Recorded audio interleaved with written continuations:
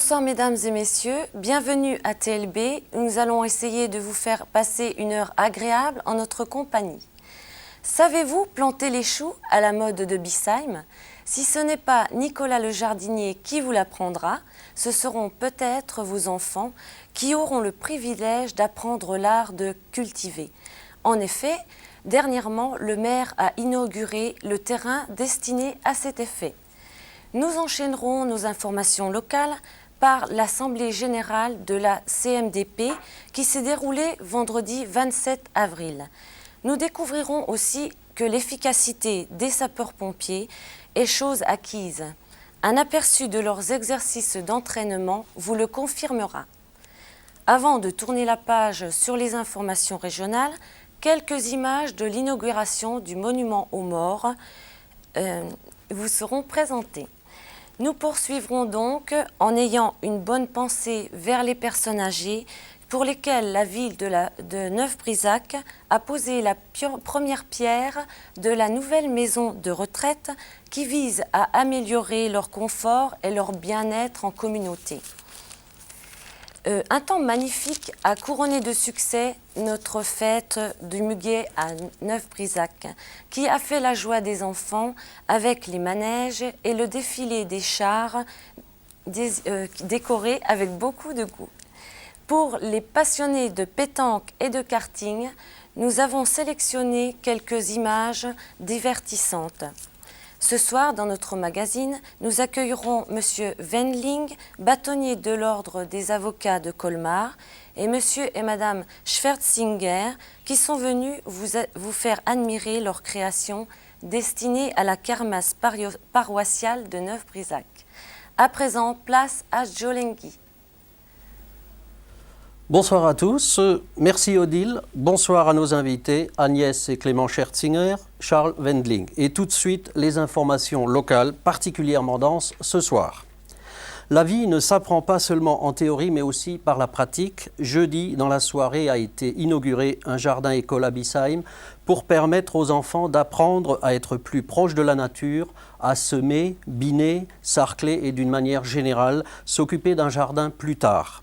Cette initiative revient à l'Association des jardins familiaux, à la Caisse mutuelle de dépôt et de prêt, à Jeunesse et Sport, à la commune de Bissheim bien entendu, qui ont soutenu le projet de différentes manières. Une réception très sympathique au Capitole en présence de nombreuses personnalités a mis fin à une inauguration pas comme les autres. Des images signées Philippe Maillard. Regardez.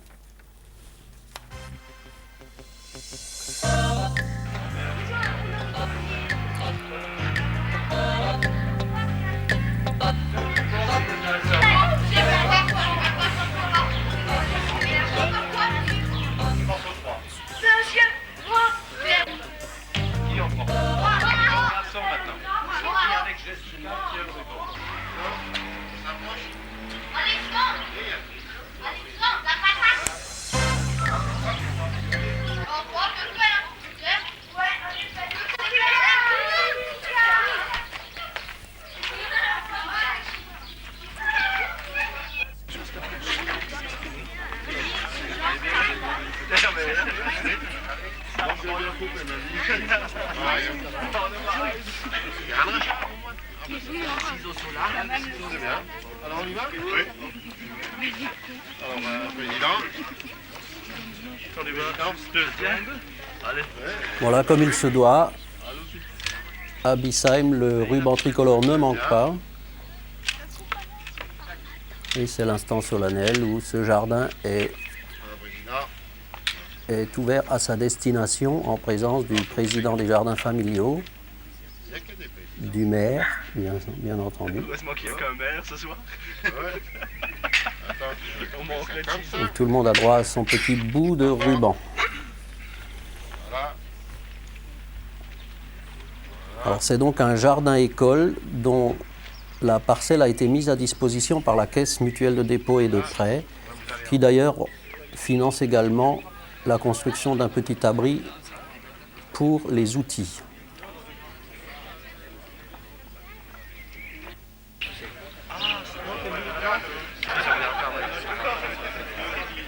Et ils ne font même pas semblant. Il retourne l'allée.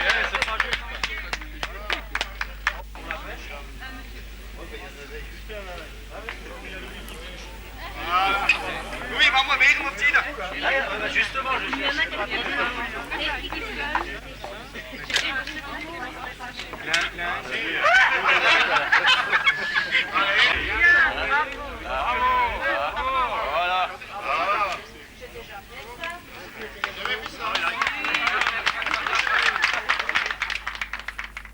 Alors donc bientôt des légumes dans ce jardin et nous enchaînons avec un autre sujet Crédit Mutuel.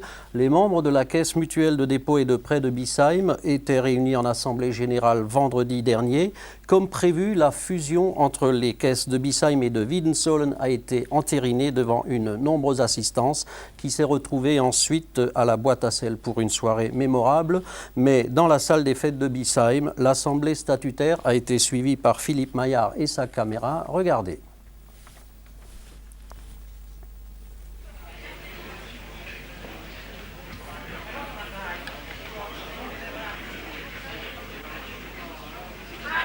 Mesdames et messieurs, chers amis, je déclare ouverte l'Assemblée générale 1990 de notre caisse. Au nom des conseils de la caisse de Biesheim, je vous souhaite à tous une chaleureuse bienvenue. L'union ce soir revêt un caractère particulier qui engage l'avenir de votre mutuelle et surtout notre capacité de répondre toujours mieux à vos besoins, de toujours mieux vous servir. J'y reviendrai tout à l'heure dans mon rapport d'activité. Je tiens à saluer particulièrement Monsieur le maire Georges Strecher et le remercie d'avoir bien voulu, comme toutes les années, mettre la salle des fêtes à notre disposition, bien que ce soir elle s'avère un peu petite. Mes salutations également à Monsieur Meyer-Gilbert, conseiller régional et vice-président du Conseil général, qui nous fait l'honneur d'assister à notre réunion. Monsieur Jean-Jacques Buchet, délégué régional de notre district, représentant ce soir les instances fédérales. Je salue mesdames et messieurs les adjoints et conseils municipaux de Biesheim, M. Gilbert Gretz qui représente les villes notariales de Maître Knittel, M. Demangeard, secrétaire général de la mairie, M. le curé Schillinger, M. Luc Jäger, ancien maire, mesdames et messieurs les présidents d'associations. Pour la bonne organisation de notre partie récréative et après l'Assemblée, donc partie récréative à laquelle vous êtes toutes et tous cordialement invités, elle se déroulera comme l'année dernière au restaurant La Boîte à Sel et pour les personnes qui le désirent, nous avons mis à leur disposition une navette de bus. On va procéder avec votre accord à la constitution du bureau. Je vous propose de désigner en tant que secrétaire, donc M. Francis Burguet, notre directeur. Conformément au statut, j'assurerai la présidence. Et comme scrutateur, je vous propose au hasard dans la salle 2 candidats. J'ai vu M. Louis Burger, s'il accepte, et M. Seiler, si vous acceptez. Merci. Disposition dehors, puisqu'on a un petit peu été plus rapide que le prévoyait l'horaire au départ. Enfin bon, on va s'arranger. Donc un bus est à votre disposition. Je vous remercie pour votre de vous être déplacé. Je vous souhaite une bonne appétit et une excellente soirée. Merci beaucoup. Voilà donc la fusion Biesheim-Wiedensolen est entérinée. Nous enchaînons avec un autre sujet. Les sapeurs-pompiers qui ont aussi un rôle pédagogique ont effectué samedi matin un exercice de haut niveau avec la complicité de leurs collègues du centre de secours de Neuf-Brisach. Thème de l'intervention, un feu se déclare à l'école, exercice d'évacuation dirigé par le lieutenant Renck du centre du secours local et le capitaine Schlecht commandant le centre de secours de Neuf-Brisach. Philippe Loquet, sapeur-pompier cadreur de première classe, a filmé quelques séquences de cette intervention avec l'aide de Johan Mouflier. Les maires de Biesheim ont eu droit à une matinée de cours plutôt mouvementée. En fait, leurs cours ont été interrompus par un exercice d'alerte organisé par les pompiers de Biesheim en étroite collaboration avec le centre de secours de Neuf-Brisach.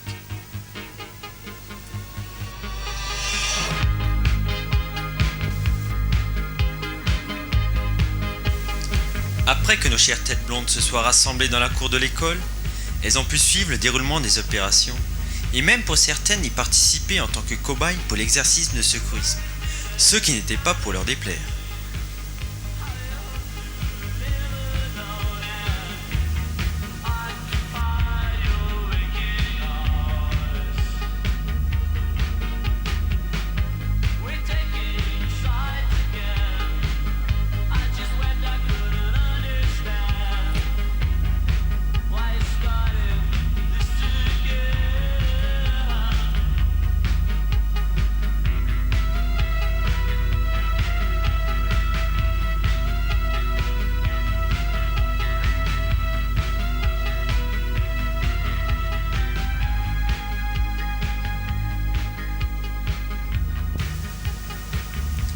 Mais il n'y a pas que nos chérubins qui ont eu l'honneur de participer. Les maîtres et maîtresses, eux aussi, ont eu droit à leur moment de labeur. Avec cette manipulation d'extracteurs qui n'est pas toujours évidente quand on n'en a pas l'habitude. Mais pour une fois que nos instituteurs vont à l'école pour apprendre, laissons-les travailler.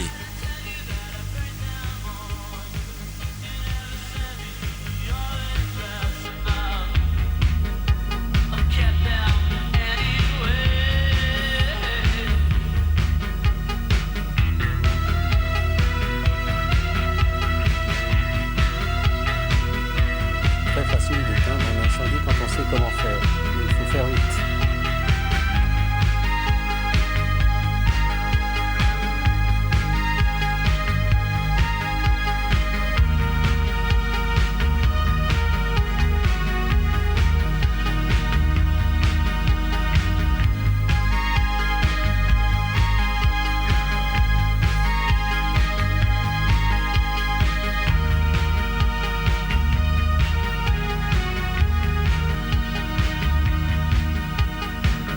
Don't ask me if I think it's true that communication can bring hope to those who have gone their separate ways.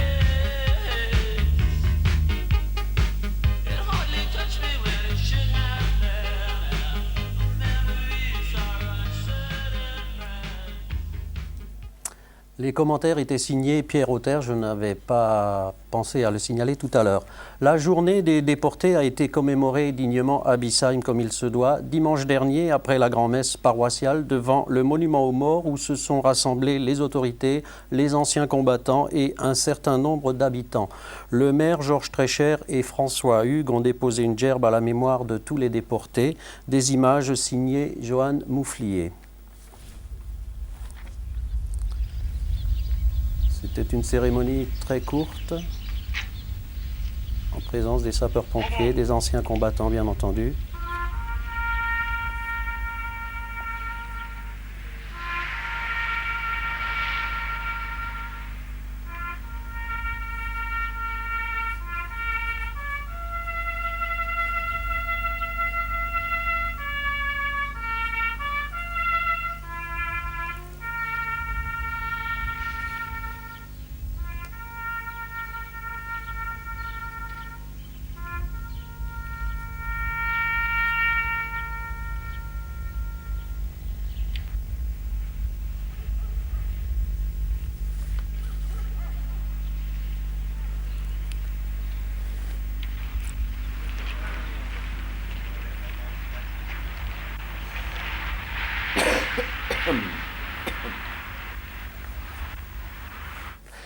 Carnet du jour, un petit Cyril est né le 21 avril au foyer de Denis Schillinger et Nicole Goutleben. Tous nos vœux à Cyril et bien entendu félicitations aux parents. Monsieur Émile Marbach a fêté hier ses 75 ans. Il est né le 1er mai 1915 à Bissheim. Et Madame Alice Ketterer, elle, est née le 2 mai 1920. Elle fête donc ses 70 ans aujourd'hui. À tous les deux jubilaires, l'équipe de TLB présente ses meilleurs vœux. Publication de mariage, le 12 mai 90, mariage entre Joël Robert Stenz, préposé PTE, domicilié à Bissheim 16 route nationale, et Tania Anne-Marie Veit, sans profession, domiciliée à Bissheim 16 route nationale également. Alors, bien entendu, tous nos vœux aux futurs époux. Et puisque nous en sommes au carnet, samedi 5 mai, donc très bientôt, 50e anniversaire du maire Georges Trécher. Les adjoints et conseillers municipaux de Bissheim ont invité à cette occasion toutes les personnalités régionales et locales à une réception au Hall des Sports. Et cette réception aura lieu à 17h. Quelques informations en bref encore. Je vous annonce déjà le film présenté le 12 mai prochain par le Ciné Club. Il s'agit de Chérie, j'ai rétréci les gosses. On ne rit pas dans le studio. Un film de Joey Johnson avec Rick Moranis et Maria Strassman. Toujours au rayon culture, retenez dès aujourd'hui le 13 mai, puis Bissheim accueille le Festival de musique des harmonies du groupe Mort de Colmar. Mais nous aurons l'occasion d'en reparler la semaine prochaine, plus en détail bien entendu. Les étangs de l'APP et les Amis de Giessen sont ouverts depuis hier 1er mai et seront ouverts désormais les dimanches et jours fériés de 9h à 19h. Les joyeux retraités tiendront leur prochaine réunion vendredi 4 mai à 14 h. Au programme, fête des nombres jubilaires et visite du musée gallo-romain qui a beaucoup de succès en ce moment. Les propriétaires fonciers sont informés que la liste de répartition du produit de la chasse peut être consultée en mairie de Biesheim jusqu'au 9 mai aux heures d'ouverture. Après le 9 mai, il sera trop tard et aucune réclamation ne sera plus admise, qu'on se le dise. En bref encore, mardi prochain, 8 mai, la commune célébrera le 45e anniversaire de la victoire de 1945. En voici le programme à 11h05, sonnerie des cloches de l'église, 11h10, rassemblement devant le monument aux morts et cérémonie qui débutera à 11h15. Les anciens combattants et la population sont invités à cette commémoration. Ce n'est pas fini.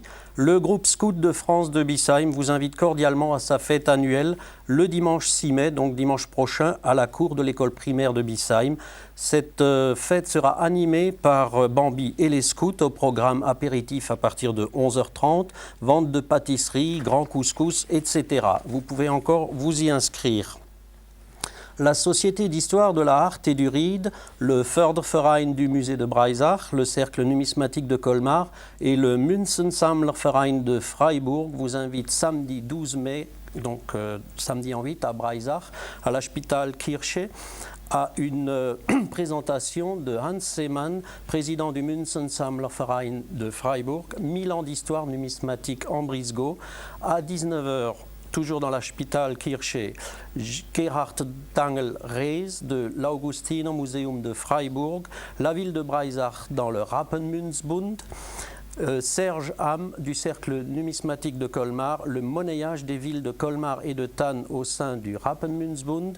Enfin, dimanche 13 mai au Capitole de Biesheim, cette fois à 15 h, visite guidée du musée gallo-romain de Biesheim.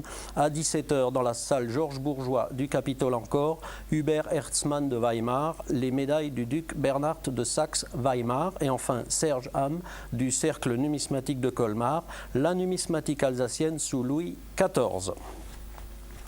Comme chaque année, pêche sportive interentreprises le 8 mai 90 à l'étang Le Trou du Noyer. C'est organisé par l'APP, les deux truites de Rénalu. Voilà pour les informations locales. Nous allons passer aux informations régionales. Rassurez-vous, c'est évidemment la toute proche région. Jour de fête dimanche à Neuf-Brisach où avait lieu la pose de la première pierre de la maison de retraite à côté de l'hôpital rural. Jean-Jacques Weber, président du Conseil général du Haut-Rhin, Gilbert Meyer, conseiller régional et général, Maurice Zimmerlet, maire de Neuf-Brisach et bien sûr un grand nombre d'invités ont présidé et assisté à cette cérémonie qui marque une date dans la vie de la cité de Vauban.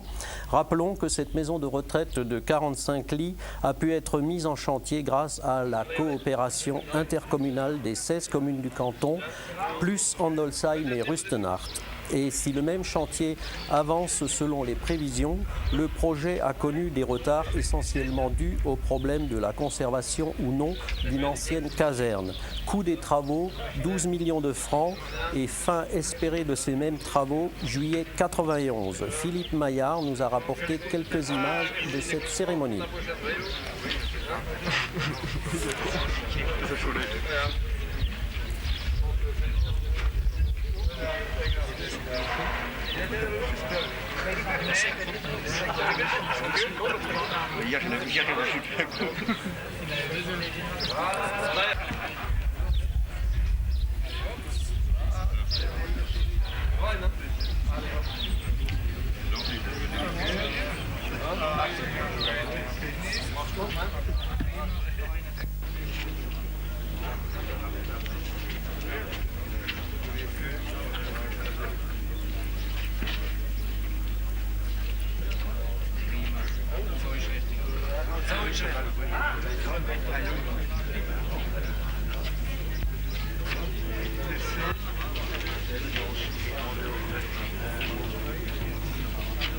Sur le papier parchemin, ça se décore, j'ai rien papier de faire.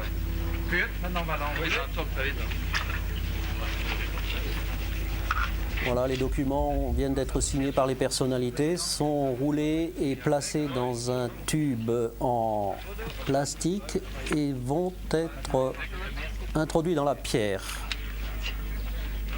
cette fameuse première pierre qui en fait n'est pas une première pierre.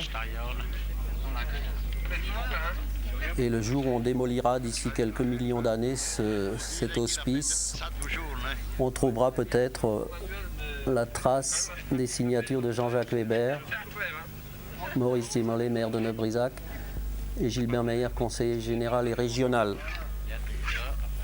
Voilà, un grand coup.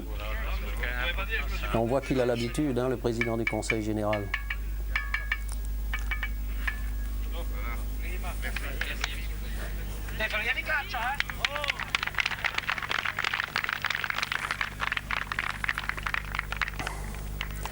Restons dans le domaine médical. Le Lions Club Vauban de Neuf-Brisach a offert à l'hôpital rural un nébulisateur destiné à réhydrater les malades atteints de certaines affections. La cérémonie s'est déroulée mercredi dernier en présence du conseil d'administration de l'hôpital et de M. Schmitt, son directeur, que vous avez vu tout à l'heure à l'écran.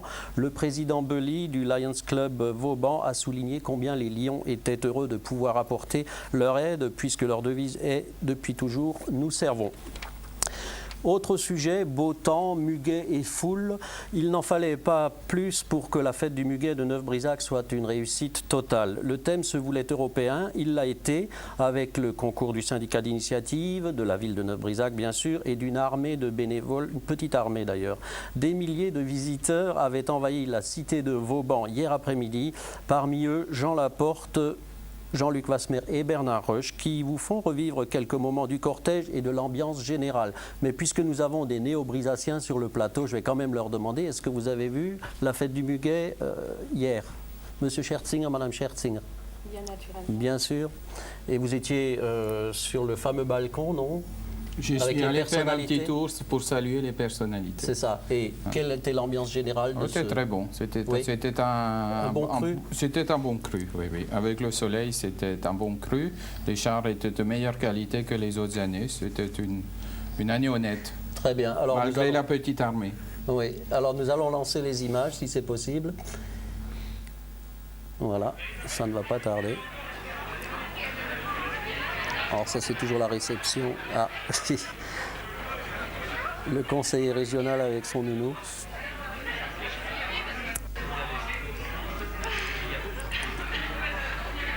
Reine et dauphine du muguet.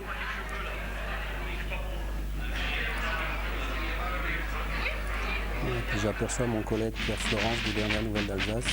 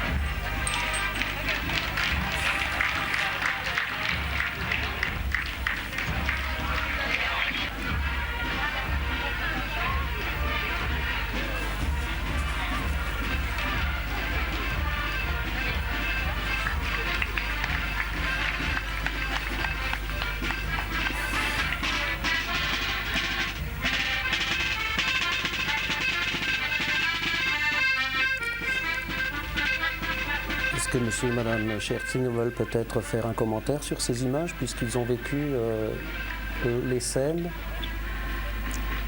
Oui, c'était Là, c'est le groupe de Bissheim, d'ailleurs, qui était très applaudi, très présent. J'ai d'ailleurs fait une petite anecdote, parce qu'ils ont passé derrière avec les Loyala. Alors, comme on disait de mon jeune temps, c'est le café Loyala, non?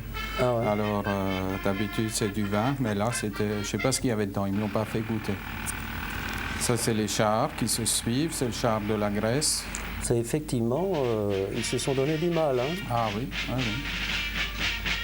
Bien sûr, les batteries fanfares et les musiques habituelles, ça fait partie de la fête, c'est nécessaire. Qu'est-ce qu'on ferait s'il n'y avait plus de musique dans nos villages et dans nos communes. Hein. C'est pour ça qu'il faut soutenir la musique. Là, c'est le président de l'Avant-Garde du Rhin qui parle, évidemment. Aussi, bien entendu. Le char de la France avec la Tour Eiffel. La sirène de Copenhague, vous l'avez tous reconnue. En réalité, elle est moins grande que ça. Elle est moins grande que ça. Et puis les Allemands de Kehl, c'est des habitués de la fête de Muguet, on les a assez souvent. Le balcon avec les personnalités. C'est le sénateur Zwickert. Hein? Oui, qui était là, oui.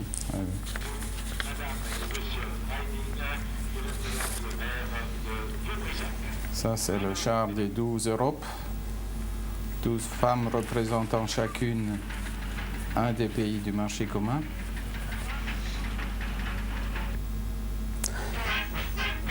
Au niveau des spectateurs, cette année... Il y en avait un petit peu plus que l'autre année, oui. Nous avons, avec mon club, on a fait les entrées à la porte de Colmar. On est un peu plus élevé à la porte de Bâle également. Il fut un temps où il était même question d'arrêter les frais. Ah oui, mais moi je crois qu'il faut se battre pour la maintenir parce que cette fête est quand même importante. La petite équipe est un peu découragée. Je crois que chacun doit se sentir concerné à Neuf-Prisac pour qu'elle puisse continuer.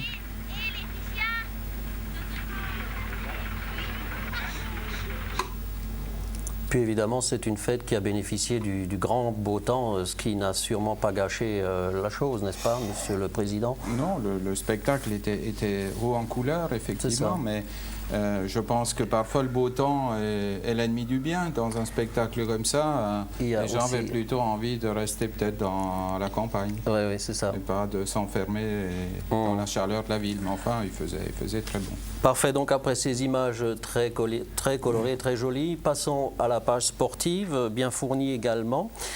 Un tournoi de pétanque s'est déroulé samedi dernier. En voici quelques images aussi, tournées autour du cochonnet par Jean-Luc Vasmer. Mais avant tout, quelques résultats que je vais vous commenter en même temps que vous aurez les images à l'écran. Concours principal, les perdants au quart de finale Da Silva de Münster, Jaco Boule-Val d'Argent, Clairaut de Ribeauvillé, Carrette de Ribeauvillé. En demi-finale, Mélanie Bissheim et Schöpf Ribeauvillé. Je parle toujours des perdants. Perdant final, Schöpfer de Ribeauvillé. Gagnant du challenge de la ville de Bissheim, Merklen, Schöpf et Conrad de Ribeauvillé. Le challenge est gagné définitivement. Pour la consolante, demi-finale Hague, Boule-Val d'Argent, Sirac, Münster. Perdant finale Didier Jean, Münster. Gagnant du challenge ASCB, Gross Klaus, Matisse, Ritter de Ribeauvillé également. Pétanque à Bissheim officiel aller. Ribeauvillé fait le plein et remporte les deux challenges et prend ainsi la tête du championnat des sociétés groupe A. Bissheim se maintient à la seconde place en groupe A.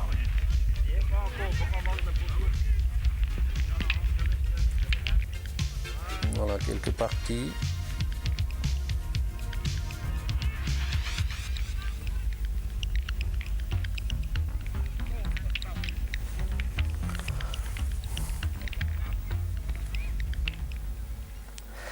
La saison du Baltrap a repris. Le stand est ouvert un week-end sur deux, les samedis après-midi de 14 à 18h, les dimanches de 9h à 12h. Renseignements soit au siège au 89 72 74 44, je répète donc au 89 72 74 44, et je sais en régie ils ne sont pas contents, j'aurais dû le dire, ou lorsque le stand est ouvert au 89 72 62 87. Sport encore, le week-end dernier, la piste de karting était envahie par les spécialistes d'Alsace-Lorraine de cette discipline pour la première manche de la Ligue. Une centaine de pilotes étaient à ce rendez-vous, dont 14 pilotes locaux. Ludovic Venturini, minime, et Jérôme Schmidt-Cadet y faisaient leur début dans ces catégories. Favoris en national, William Venturini et Benoît Schneider en Formule France. Philippe Maillard et Pierre Auter étaient sur place, regardez, mais je peux déjà vous dire qu'en national 2, premier William Venturini, et en catégorie minime, premier également Ludovic Venturini. C'est une affaire de famille. Et puisque nous en sommes au karting, je peux vous dire qu'il y aura le 12 et le 13 mai, toujours sur la piste de Biesheim, une nouvelle rencontre de karting. Manifestation débute à 13h30 le samedi 12 mai pour se terminer à 18h et le dimanche à 7h30 jusqu'à 19h, donc dimanche 13 mai, samedi 12 et dimanche 13 mai.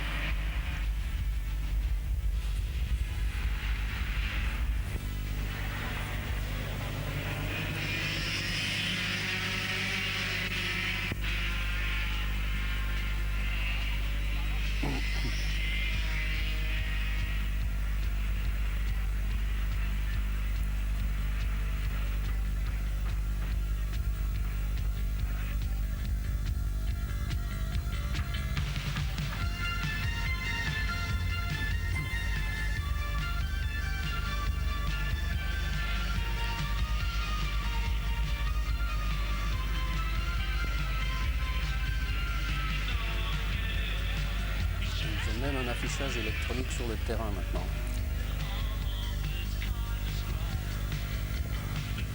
Et alors là, n'ayez pas peur, amis téléspectateurs, c'est le monteur qui s'est fait plaisir.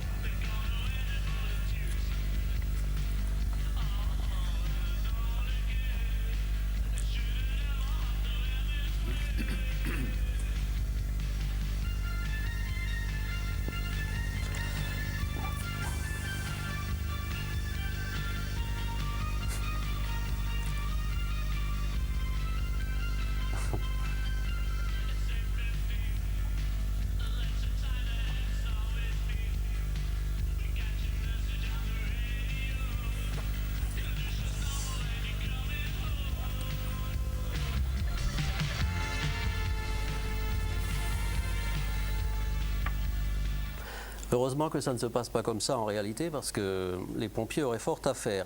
En football, toutes les équipes joueront pour le compte du championnat et nous commençons par les rencontres du samedi 5 mai. Alors accrochez-vous, il y en a. Les poussins B iront à Sundhofen à 15h. Les poussins C se déplaceront à Fessenheim à 14h15. Les pupilles recevront les SR Colmar 2 à 15h. Les minimes accueilleront ceux de Cernay à 16h. Les cadets recevront l'équipe de Riedisheim à 15h15. Les juniors joueront toujours à Biesheim contre Fessenheim à 17h. Pour terminer cette journée de samedi, l'équipe 1 recevra celle du FCM2 à 20h au stade municipal de Biesheim, une grande rencontre donc. Dimanche 6 mai, l'équipe 2 ira à Ribeauvillé à 15h. La réserve recevra l'équipe de Wolfgantzen à 10h à Biesheim. Tout le monde joue au football dans ce village. L'équipe 1 recevra celle du FCM2 mardi à 16h en 8e de finale de la Coupe d'Alsace à Biesheim. Ça va encore être un grand match. L'équipe minime jouera aussi à Biesheim à 15h contre Sulz. Donc pour les amateurs et supporters de football, de nombreux matchs à Biesheim samedi, dimanche et mardi. Nous parlerons également du déplacement de l'équipe 1 à Haguenau le samedi 12 mai 90. Des cars seront mis à la disposition des personnes qui souhaitent aller soutenir les Bleus moyennant une participation de 40 francs. Les inscriptions seront prises le samedi 5 mai au clubhouse du football de 18h à 23h. Ils jouent même en nocturne, là vous voyez, ou en téléphonant, pardon la régie, au 89 72 86 77 pendant ces mêmes horaires. Selon le nombre de places encore disponibles, ces inscriptions seront admises le mardi 8 mai lors du match de coupe ASC Biesheim, FCM. Et puis pour ceux qui n'auraient vraiment pas eu le temps, ils peuvent y aller à pied. Sapeurs-pompiers sportifs, les sapeurs-pompiers de Biesheim ont participé samedi 21 avril à la finale du parcours sportif de l'arrondissement qui s'est déroulé au stade de l'Orangerie à Colmar. C'est par équipe que se disputa cette finale et les sapeurs-pompiers biesheimois ont remporté le challenge du nombre. Lors de la finale départementale, épreuve d'athlétisme qui s'est déroulée le 29 avril à Pulversheim, Jean Wyss a participé à la course de 1000 mètres et Jean Ketterer est classé 3e au lancer de poids, 7 kg, avec un jet de 10 mètres 83. Première randonnée VTT à Breisach, je vous le rappelle, je vous en avais parlé la semaine dernière. Ça se passe donc le 6 mai avec donc les soldats, je crois, oui c'est ça, les soldats. Ça se passe sur un circuit de 15, 25 et 45 km. Alors je vous rappelle, pour le circuit de 15 km, départ de 8h à 15h. Alors ne vous inquiétez pas, ce sera très bien fléché, l'armée fait bien les choses dans ces cas-là. 25 km départ de 8h à 13h et 45 km départ de 8h à 11h. Location VTT sur place, 30 francs de caution et bien entendu, alors 10 francs pour les 15 km en frais d'engagement, 20 francs pour les 25 km et 30 francs pour les 45 km. Heureusement qu'il n'y a pas 100 km. Plus 20 francs avec la médaille gravée qui est facultative. Clément Schertzinger sourit, il a l'habitude de ce genre de choses, n'est-ce pas? Nombreuses coupes à gagner, ça c'est sûr. Restauration et buvette sur place toute la journée. Il y a même une tombola. Handball, enfin, c'est le dernière page de ce journal. Handball. Les Poussines, tournoi de Gevenheim. Biesheim 1 contre Biesheim 2. Alors 8 à 2, pardon. Biesheim 1 contre Gevenheim 4 à 2. Biesheim 2 contre Gevenheim 5 à 3. Benjamin, tournoi de Biesheim. Biesheim-Labaroche 4 à 12. Alors là, MRHB, excusez-moi, je découvre le document en même temps que vous. Biesheim 1 à 7, les connaisseurs apprécieront. Prochaine rencontre du 5 mai. Poussine à Colmar à 14h30. Benjamin à Labaroche à 15h. Dimanche 6 mai 90. Premier tournoi de Biesheim de 9h à 16h. 17 équipes engagées. Remise des prix à 16h30. Ouf! Voilà donc pour tout ce qui est cuisine interne de Biesheim. Bonjour à mes invités, à nos invités sur ce plateau. Alors j'ai dans l'ordre Charles Wendling, bonsoir. Bonsoir. Vous êtes ancien député européen, conseiller municipal de Colmar à l'heure actuelle et surtout, et c'est à ce titre-là que vous êtes là ce soir, bâtonnier de l'ordre des avocats de Colmar. Alors, je me coucherai certainement moins bête ce soir parce que, en fait, je ne sais toujours pas ce qu'est un bâtonnier de l'ordre des avocats, que ce soit de Colmar ou d'ailleurs. Alors, en quelques mots, est-ce que vous pourriez expliquer de quoi il s'agit avant que nous passions au reste de votre questionnaire? Je suis sûr que vous ne vous coucherez pas moins bête que vous l'êtes parce que vous savez déjà fort bien ce dont il s'agit, mais il vaut mieux le répéter. Mais avant de répondre aux questions que vous allez me poser, dont certaines sont extrêmement sérieuses, je voudrais revenir un peu sur les images que vous m'avez montrées, que vous nous avez montrées jusqu'à présent, et qui m'ont réjoui, qui m'ont réchauffé le cœur. Je vais vous dire pourquoi. À travers les différentes choses dont j'ai eu à m'occuper, j'ai assisté à un certain nombre d'inaugurations et j'ai toujours été frappé par le côté un peu cérémoniel. On coupe le ruban, puis ensuite les officiels s'avancent, etc. Tandis que là, on coupe le ruban et puis on distribue les petits morceaux du ruban. J'ai trouvé ça absolument adorable et un usage qui est agréable de voir de nouveau recréé. La deuxième chose qui m'a alors frappé, c'est vraiment une province dans laquelle la vie associative est d'une richesse extraordinaire. Ah oui, tout à fait, oui. Quand on voit la floraison de clubs sportifs, de clubs de tous ordres, quand on voit une manifestation comme la fête du Muguet, on se dit véritablement que dans notre région, le bénévolat est encore quelque chose qui existe. Et la vie associative, c'est probablement la région de France, c'est peut-être une des régions d'Europe où le fait d'être en association pour faire quelque chose est important. Et c'est finalement ça aussi, vivre ensemble. Mais j'en viens maintenant.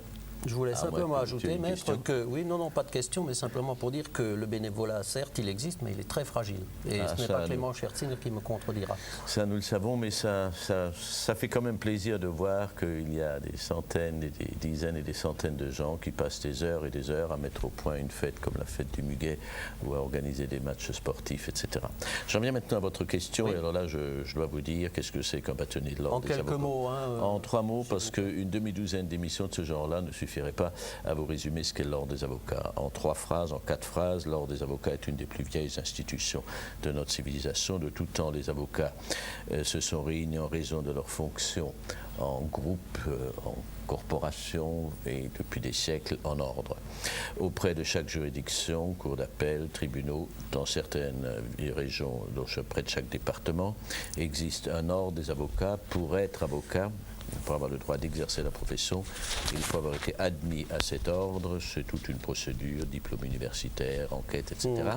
Et tous les 2 ans, les avocats se réunissent pour élire ce qu'on appelle leur patron, c'est-à-dire le bâtonnier. Le porte-parole, en fait, de la... porte-parole, en fait, d'où vient le mot bâtonnier? Ça remonte à une époque très ancienne où les corporations défilaient à Paris et où les avocats auprès des parlements étaient précédés du porteur de la masse de Saint-Yves. Ah, voilà. Cette masse de Saint-Yves, pour certains était un bâton, d'où vient le mot, le patron de l'ordre des avocats et le bâtonnier. Voilà. Résumé, il y a d'autres versions, enfin, dans le laps de temps que vous voulez bien me donner, je résume. Et alors, quelles sont ses fonctions? Ben alors, elles sont diverses. Il est d'abord le représentant du barreau vers l'extérieur. Il a veillé à la sauvegarde des intérêts de l'ordre et croyez-moi que ce n'est pas toujours une chose facile, surtout dans les circonstances comme celles d'aujourd'hui sur lesquelles nous reviendrons dans un instant. Ensuite, il a, et ça dépend alors du barreau au destiné duquel il préside pendant 2 ans, il a réglé les conflits entre avocats, et quand on sait que les avocats c'est un peu une race à part et qu'entre eux ils ont souvent des conflits, alors il faut évidemment qu'il y ait quelqu'un qui règle ces conflits, mais dans l'ensemble ça se déroule très bien, et je crois que je pourrais terminer là-dessus. C'est essentiellement une fonction qui procède d'une tradition. Vous êtes élu, et de par cette élection, vous avez, qui que vous soyez, une espèce d'autorité naturelle qui est reconnue par tous les confrères. Ah ouais. Ce qui fait que tout naturellement, un certain nombre de choses se règlent simplement. Moi j'ai des copains de 40 ans avec lesquels je travaille, et quand ils ont un conflit, je dis écoute, tu ne vas pas me casser les pieds. Et puis on dit, bon, ben, puisque tu dis que je dois faire comme ça, eh ben, je fais comme ça. Ouais. Je crois que c'est ça, un des aspects les plus caractéristiques de cette fonction. C'est vraiment le primus inter pares, élu par ses confrères, ensuite admis comme tel, avec les devoirs de la charge qui ne sont pas légers, mais enfin qui apportent aussi des satisfactions. Voilà ce que je t'ai résumé en 2 mots. T'es moins bête maintenant, j'en suis pas sûr. Merci. Alors, récemment, il y a eu, sur le plan national, une grève sérieuse. Je crois que c'est même une des premières grèves d'avocats en France. Oui. Alors, pour quelle raison? Et c'est un peu pour cela que vous êtes là ce soir. Oui, alors là, je te demanderai alors quelques instants de plus. C'est vrai qu'il y a 6 semaines, les avocats de France, dans leur immense majorité, se sont mis en grève. Il y avait différentes formes de grève, mais il y a eu notamment 2 jours où je crois pouvoir dire que l'ensemble des tribunaux français, cours d'appel et tribunaux, ont cessé de fonctionner parce que les avocats s'étaient mis en grève. Alors pourquoi est-ce qu'ils ont fait cela? De tout temps, les avocats prêtaient leur concours gratuitement à ceux qu'on appelait les plus défavorisés et à l'origine carrément les pauvres.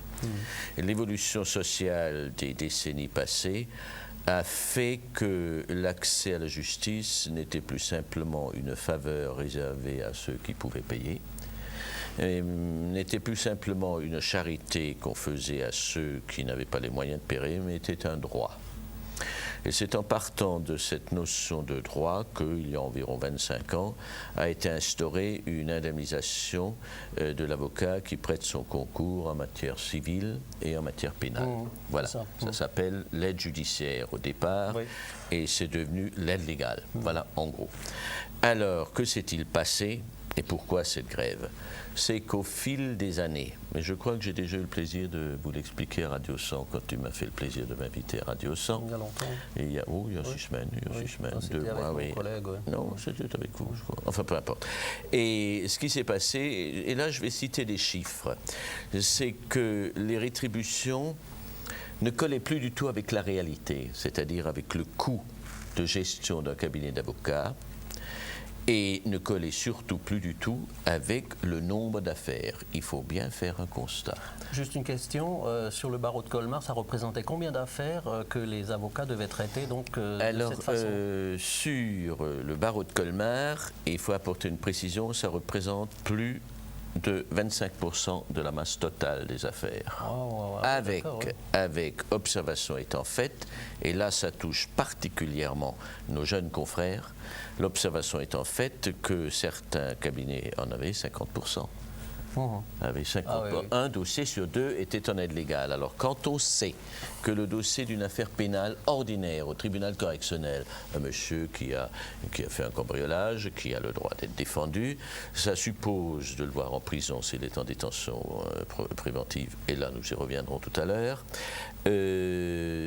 ça suppose de lire le dossier, ça suppose d'y réfléchir. Bien sûr, oui. Et ça suppose ensuite les heures d'audience plus l'effort de la défense. Ça représente en gros entre 4 et 6 heures de travail. pour un jeune avocat. Pour un avocat plus expérimenté, mettons 3 ou 4, et c'est payé 320 francs brut. Ce qui met l'heure brute à 80 francs. Et quand on sait que la marge des frais dans un cabinet d'avocat est de 60%, et comme je parle avec un deuxième invité qui est un financier, il appréciera les chiffres, ce qui fait une rétribution nette de pas tout à fait 25 francs l'heure en matière pénale. En matière civile, la rétribution est un peu meilleure, mais le problème est le même. On en était arrivé au stade que je vais vous résumer en une phrase. J'ai réuni comme bâtonnier, c'est ma fonction, mes confrères en Assemblée Générale sur ce problème. Et j'ai entendu une phrase qui m'a alors prodigieusement frappé, où notamment de jeunes confrères, c'est-à-dire des garçons et des filles, des hommes et des femmes autour des 30 ans, m'ont dit: écoute bâtonnier ou écoutez bâtonnier, ce n'est plus un problème d'être assez payé, ça devient un problème de dignité, parce qu'en fait, on nous prend pour des larbins auxquels on donne des pourboires. Et lorsque dans une profession, quelle qu'elle soit, je vous rappelle qu'une certaine grève qui a remué notre département il y a quelques mois, était aussi en partie axée sur une notion de dignité. Lorsque vous touchez à un sentiment de dire « mais je n'ai plus la juste rétribution de mon travail », là, vous touchez à la dignité de celui qui fait son travail. Bien sûr. Il n'a plus de joie à faire son travail. Il a le sentiment qu'il est un larbin qui touche un pourboire. Et alors, il ne veut plus. Et c'est ce qui explique une profession, je vous assure, mettre 70 avocats, je parle que du barreau de Colmar, 18 000 avocats dans toute la France, d'accord pour faire grève. Moi, dans mes rêves les plus audacieux, j'aurais jamais cru que je verrais ça avant ma fin. Et c'est que vraiment, ça avait atteint un stade où ça n'allait plus. Voilà, j'ai répondu à ta question. D'accord. Longuement, question, mais difficile de faire autrement. Seconde question, Charles Wendling, mais il faudra faire très vite, il nous reste 2-3 minutes au plus. Mais lui, il parlera moins. La nouvelle structure que vous avez mise en place au niveau européen, il s'agit de quoi? 2 mots, c'est-à-dire l'Europe 93 est en marche, il faut aussi que les avocats ne restent pas isolés. Se sont réunis samedi il y a 15 jours à Colmar des représentants des barreaux, des avocats du Luxembourg, de la Belgique, de la Hollande, d'Allemagne. On avait un confrère de Berlin, d'Italie 7 et de France, et qui depuis longtemps voulait créer une association européenne des avocats pour mettre en commun leurs expériences et examiner en commun les problèmes qui se posent. Faire des histoires au niveau européen, c'est toujours compliqué. Dans le cas d'espèce, c'était la complication de mettre au point les statuts. Et je reconnais que j'ai eu la satisfaction de voir que cette association européenne a rédigé ses statuts en venant à Colmar, où ils tenaient leur réunion de bureau. Et ont choisi Colmar comme siège et ont déposé leur statut au tribunal d'instance de Colmar. Alors je dis, qu'est-ce qu'on peut mieux faire pour notre région, hein, ça, je sais pas. Alors l'avenir nous dira si ça va marcher. Ça, c'est un autre problème. Voilà. Oui. Encore une dernière question, mais très vite, et ça vous concerne, ça concerne la profession des avocats. On voit beaucoup de prisonniers sur les toits des prisons en ce moment. Je sais que c'est un problème très très complexe, mais il y a 2 causes. Vous en avez parlé tout à l'heure en aparté. En 2 mots, c'est quoi? Premièrement, c'est vrai, tout le monde qui a affaire avec le monde carcéral savait qu'une explosion allait se produire. Il faut bien avoir présent à l'esprit, et croyez-moi bien que je ne me permettrai pas de faire un reproche aux médias, à la télévision, à la presse, mais il y a un manque d'objectivité lorsqu'on parle d'hôtels 4 étoiles, lorsqu'on parle de prisons à l'heure actuelle. Il faut y avoir été. Il y a des prisons qui sont modernes, heureusement. Parce que être condamné à la peine d'emprisonnement, c'est être privé de liberté, c'est être privé de mouvement, c'est être privé de vie affective, de vie familiale, de vie sexuelle. C'est ça, la prison. Il n'y a pas encore lieu d'y ajouter l'humiliation, la promiscuité, et il faut bien dire le caractère insalubre. Or, vous avez actuellement, dans une grande majorité des prisons de France, une suroccupation. C'est-à-dire, vous avez pu lire dans le journal de ce matin qu'à la maison de détention de Mulhouse, il y a 4 personnes dans des cellules prévues pour 2. Il y a 3 lits, l'un au-dessus de l'autre, et le 4e couche sur un matelas par terre. Quoi que vous ayez fait, vous avez le droit de ne pas être traité de cette manière-là. Et un jour ou l'autre, ça devait exploser. Parce que là encore, on touche un problème de dignité. Alors pourquoi ? Premièrement, parce que les prisons françaises sont vétustes. Il est vrai que les gouvernements successifs veulent y porter remède. On pourrait envisager des choses autrement, mais je ne suis pas là pour s'asseoir. Et alors, il y a un deuxième motif qu'il faut bien dire aussi. C'est que nous avons en France, et là, je pèse mes termes, je sais que ce que je vais dire maintenant va peut-être soulever des critiques, mais ça fait des années que j'ai envie de le dire, et je l'ai déjà dit, je suis content de pouvoir le dire ce soir, c'est-à-dire nous avons en France un système de détention provisoire et qui frise l'absurde. Vous voyez, Sainte-Thérèse, présidente du CSL, bien entendu. Alors, nous avons ici, sur ce plateau, de très jolis objets qui ont été confectionnés par Madame Scherzinger. Alors, si la caméra peut nous faire des gros plans sur les différents objets, racontez-nous un petit peu, Madame Scherzinger, pourquoi faire ? Pourquoi faire? Pour aider à payer les dettes que contracte mon mari. Ah ben voilà. J'ai de la chance. Hein. Oui. Voilà. Et puis, joli, et puis un petit peu pour se sortir de l'ordinaire. Et c'est principalement pour ces fameuses dettes qu'il faut retrousser ses manches. Et vous voyez combien le bénévolat est florissant à Neuf-Brisach. Florissant comme le muguet. Alors, les dettes de votre mari, ce sont les dettes du foyer Sainte-Thérèse. Voilà, oui. En Oui, quelques je me mots, sens ça concernée. représente combien qu'il faut encore payer? Vous avez des annuités qui sont très Oui, lourdes. nous avons encore des annuités qui marchent. Nous avons quand même transformé cette maison en maison communale paroissiale pour un montant de l'ordre de 2,5 millions. Il reste actuellement 250 000 francs à payer. Ce sont des annuités de l'ordre de 30 à 35 000 francs par an. Nous essayons de les rembourser avec l'activité de la maison, avec la kermesse paroissiale, avec la journée des portes ouvertes. Ce sont nos 3 ressources pour nous permettre d'y faire face. Mais enfin, je dois dire, jusqu'à présent, nous avons tenu la distance. Bien sûr, il y aurait encore d'autres travaux à effectuer. On verra ça plus tard. Pour le moment, il faut alléger la dette financière. C'est ça. Alors, Madame Scherzinger, puisque c'est si Clément pense, c'est vous qui travaillez là. Je ne suis pas la seule à travailler. Oui, oui. Alors, mais vous êtes disons combien que pour faire ce ça stand que je vais présenter lors de la kermesse paroissiale du 13 mai, nous sommes 2 amis qui nous réunissons chaque semaine, les mercredis. Et moi, je travaille depuis 2 mois et demi, 7 jours sur 7, je dois le dire, d'arrache-pied, parce que c'est toujours aussi la même histoire, le bénévolat. Il n'y a pas beaucoup de monde et il faut toujours se sortir de l'ordinaire. Bien sûr, je respecte, il y a également les stands de layette, de tricot, de broderie, le traditionnel, mais je crois que nous devons y ajouter un petit peu tout ce qui est... c'est un plus, là. Ce stand est un plus. Et chaque année, vous en faites un qui est un plus. Petit peu quelque chose de plus poussé, de plus... Est-ce que, en quelques mots, vous pourriez nous décrire quelle est la qualité artistique, quelles sont les techniques que vous employez pour arriver à ce résultat qui est d'ailleurs superbe, je dois le dire? Alors, la technique, elle est toute simple. Nous utilisons 2 sortes de plâtres. Nous avons des moules, nous faisons des moulages. Et bien sûr, il faut faire sécher. Et lorsque le plâtre est sec, nous décorons à l'aquarelle. Nous faisons des mélanges d'aquarelle ainsi que de gouache. Je travaille beaucoup avec de la gouache blanche pour adoucir les teintes, pour rendre plus pastel les couleurs. Et puis, il y a une petite popote terminale dont je tairai c'est un secret de la cuisine, voilà. Fabrication. Oui. Ah oui, d'accord. C'est le petit plus, disons.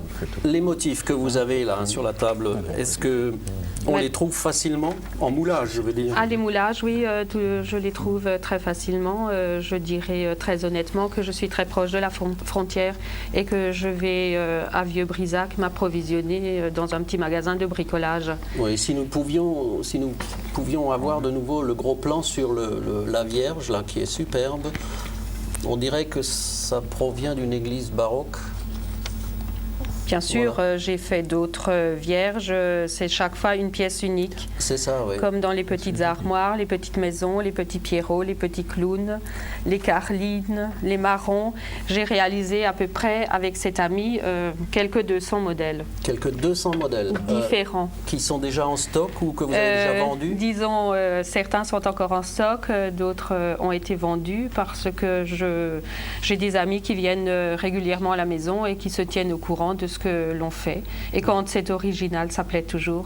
Oui. Voilà. Et je tiens à dire également qu'une petite exposition se trouve dans une vitrine de Neuf-Brisach chez Janine et Bernard Sutti aux Galeries Majoli qui m'ont aimablement donné l'occasion d'exposer. Et cette exposition sera à peu près visible jusqu'au 12 mai. Est-ce que les personnes qui voient cette exposition peuvent rentrer et dire je veux ça, ils peuvent déjà l'acheter? Non, absolument pas. Non. Disons que c'est très aimable à ces deux jeunes de m'avoir donné cette vitrine et je ne vends pas dans un magasin. Je donne rendez-vous le 13 mai à la salle des fêtes de Neuf-Brisac. Alors il faudrait donc rappeler la date, c'est le 13 mai. Le 13 mai. C'est une date historique. Oui, en plus. à partir de 10h le matin, on peut venir acquérir. Et il y aura bien sûr d'autres stands. Il y a la pâtisserie, tricot, layette, broderie, brocante, fleurs et plantes. J'en oublie peut-être encore. Ce stand d'aquarelle. Et on mangera du bec à oven. Et voilà, il y aura également... c'est important. Bien sûr. Oui, il y aura également... On peut s'inscrire déjà? On peut s'inscrire pour les repas, pour le bec à oven, bien sûr. Les inscriptions se font au foyer Sainte-Thérèse. Lundi, ça a commencé aujourd'hui, ça se continue demain et encore demain. Non, tu te trompes. Ce sera la semaine prochaine. Pas de scène de ménage sur le plateau? Ce sera la semaine prochaine. Exact. Alors, je vais dire lundi le 7, mercredi, le 9 et jeudi le 10. De 10 à 12 heures. Voilà. Et bien entendu, les gens de Bissheim sont cordialement mais invités. nous invitons la population des alentours. Et sans oublier, bien sûr, le petit insigne qui a été réalisé aussi par une petite équipe de bénévoles et qui est toujours vraiment un petit attrait de la fête. Et il y a des collectionneurs, ne vous trompez pas. Oui, vous vendez ça combien Il me semble, je ne voudrais vraiment pas m'engager parce que il me semble que c'est 7 francs, mais je ne voudrais vraiment pas induire en erreur. On peut la mettre à 10 francs, j'ai rien contre. Non. Bien, écoutez, je suis désolé, là, il faut faire très vite. Nous sommes dans les clous encore, comme on dit. On va conclure. Alors, merci à Madame Agnès Scherzinger, merci à Clément Scherzinger et bien sûr, merci à Charles Wendling d'être venu ce soir sur le plateau de TLB. Et ils savent d'ores et déjà que les portes sont toujours ouvertes à TLB pour des sujets intéressants et nous ne manquerons pas d'y faire appel. En tout cas, merci à vous tous et tout de suite, Odile, pour conclure cette émission. Bonsoir à tous, bonsoir à toutes. Mesdames et messieurs, il ne me reste plus qu'à espérer que cette émission vous a été agréable et à vous souhaiter au nom de toute l'équipe de TLB une excellente soirée et à vous dire à mercredi prochain. Bonsoir.